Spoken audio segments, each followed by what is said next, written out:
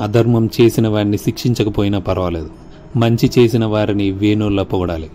మన స్థాయిని తగ్గించుకునైనా సరే వాళ్లను నలుగురిలో సత్కరించే ప్రయత్నం ఖచ్చితంగా చేయాలి.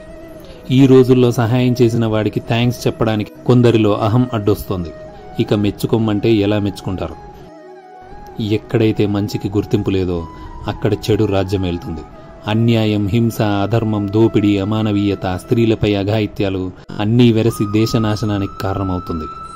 అదే ఎక్కడ మంచికి, ధర్మానికి, ధర్మాత్ములకు నిండు గౌరవం దక్కుతుందో, ఎక్కడ ధర్మానికి ప్రథమ స్థానాన్ని కల్పిస్తారో, ఎక్కడి ప్రజల గుండెల్లో ధర్మం అనేది ప్రియమైన స్థానాన్ని కలిగి ఉంటుందో అక్కడ అన్యాయం, అధర్మం, హింస, దోపిడీ వంటి పదాలకు చోటుండదు.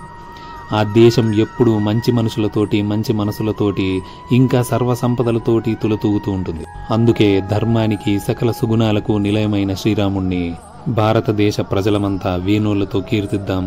మనిషిగా పుట్టి తన సుగుణాలతో దేవుడిగా మారిన రాముడి వైనాన్ని వివరిద్దాం.